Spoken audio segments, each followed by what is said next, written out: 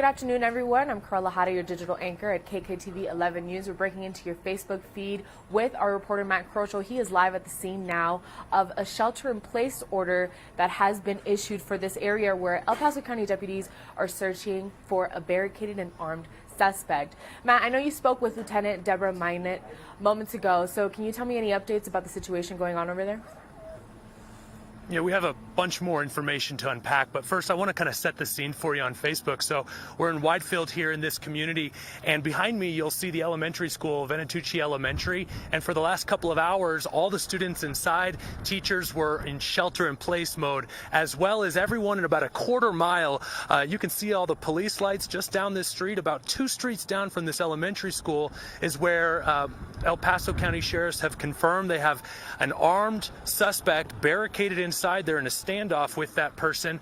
You know, I spoke to neighbors out here. They say they heard about 5 shots fired at some point during this whole ordeal, and this entire area is closed down, and they are telling people to shelter in place if they are inside their homes. But you know, within the last 15-20 minutes or so, you can kind of see it behind us, they've been reunifying parents and their students if they show up here so that they're able to go home safely. There is a large law enforcement presence here at this school as they try to work on that as well. I spoke to a parent off camera who says this has been extremely stressful and scary for them.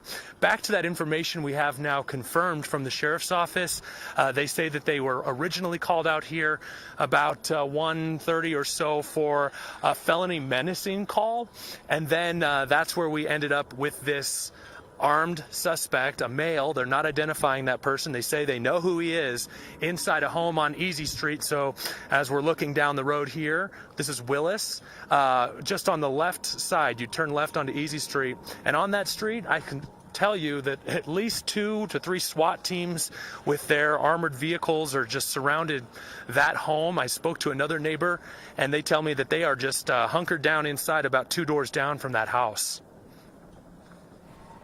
Matt, I know that multiple law enforcement agencies are responding to this. We have Colorado Springs Police, we also have Fountain Police and SWAT teams out there. Is the scene very much active? Do you see those other law enforcement agencies still in the area? Absolutely. We know we have crisis negotiators here. Colorado Springs, like you mentioned, the SWAT teams, they're all working together on this thing, and they have this entire area closed down. We haven't heard any shots. We haven't heard any loudspeakers, anything like that since we've been out here. So truly just, at least at last update from officials, a stalemate, if you will, as they are trying to reach out to that suspect who they believe is armed inside that house. I asked if they have any reason to believe there's anyone else inside that home, and they said that they don't have any information on that, but anything's possible. They are still trying to kind of sort out all the details here as the crisis negotiation team is doing their important work. They are hoping for a peaceful resolution to all of this. No injuries reported so far, but again, neighbors did tell us, and we heard those 911 calls going out, that there were shots fired here before this alert went out about the shelter in place for neighbors.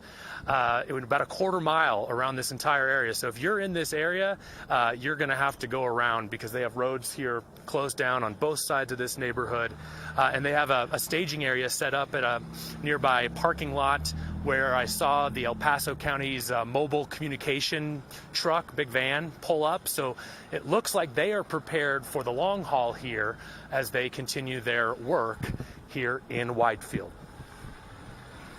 Matt, I know you have to get ready because you are going to report live in our 5:30 newscast, so I'm going to let you go right now. As Matt just mentioned, there is a shelter-in-place issued for that area. You can go ahead and look at that map on the article we have now at kktv.com. I'm going to pull it up here. This, again, you can find in the article right now on our website. I'm Carla Hada, your digital anchor at KKTV 11 News. Tune in to our newscast at 5:30 for more updates.